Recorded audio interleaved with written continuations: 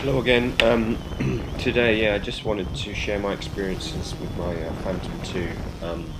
I had a little test yesterday in 20 plus mile an hour winds, very strong, and really on the limit of what you'd fly normal radio controlled models under. So I was quite keen to see the effect of GPS trying to hold position in the wind, for example.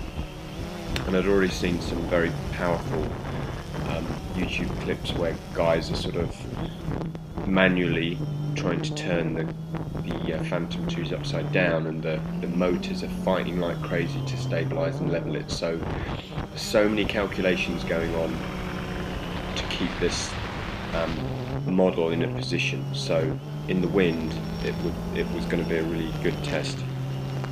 So yesterday I had a half decent test that said, okay, this is good enough, I'm going to throw it in the car. And I took it to my friends in Stony Stratford. The wind was still there this morning, and I wouldn't have bothered to fly because, but for it being a really clear day and wanting to get footage of Stony Stratford from the air. And how did it go? Well, yeah, I did lose the model for a moment. I lost orientation. I didn't lose it. I didn't lose the video, I didn't lose the radio control, so I could have always used the return to home facility, but in the end got it coming in the right direction through trial and error of turning and then moving and checking to see if it's getting closer or not. And after a couple of tries, you can see after the start of the first video, that's what happens, where I sort of I'll probably add that in the clip as an annotation where that happened. But that happened more because I wasn't familiar with Stony Stratford rather than anything else, because I could still see where I was. But the interesting point, and this might be a tip if you're flying somewhere strange, is that even though you can visually see where the model is, you still might not know if you're facing the right way, and that's what happened today. So that was a very important experience lesson, if you like, for me. And but as well, flying, I made sure to get out headwind and punched into the wind as much as I could. I was quite keen to see how that would affect the battery life as well, but after nearly losing it, I thought I'd better just land it, and was happy at that. So I didn't really get much of a chance to sort of test the timings or the power on it, but yeah, definitely get some kind of orientation so that you know if you're flying somewhere you don't know, then don't fly out of sight, because I had definitely been spotting seagulls for a moment. And I knew it wasn't so far away, so at the worst case I would have walked 100 metres and would have had it back into visual range, which is also another good tip really.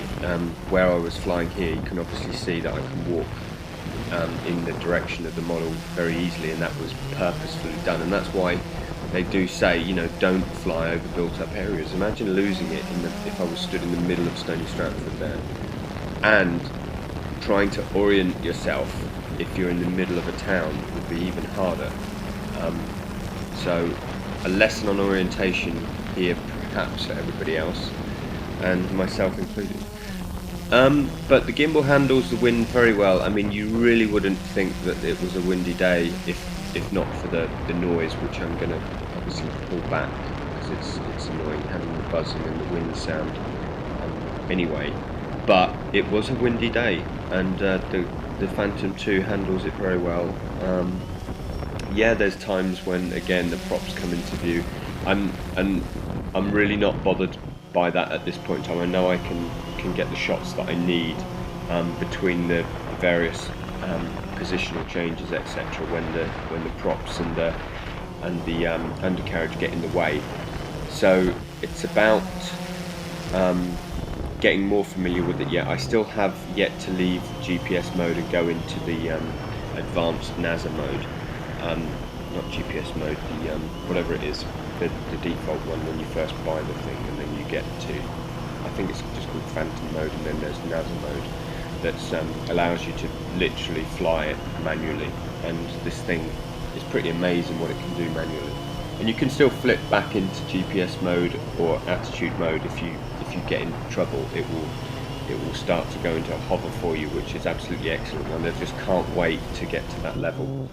But yeah, so the other thing is, in the settings I've kind of got the gimbal settings to sort of bank with the FPV, but what I'd noticed, certainly while I'm flying, is the horizontal is off. So the wind, I think, is having a bit of an effect there, so the model is actually at a constant tilt to fight the wind, and this is making the gimbal bank on purpose, because I've got the FPV banking set on purpose. And I'm going to play around with that and see what I think is best, because I think it's nice to have a bit of banking other than just sort of a flat roving panorama. That's my feel on the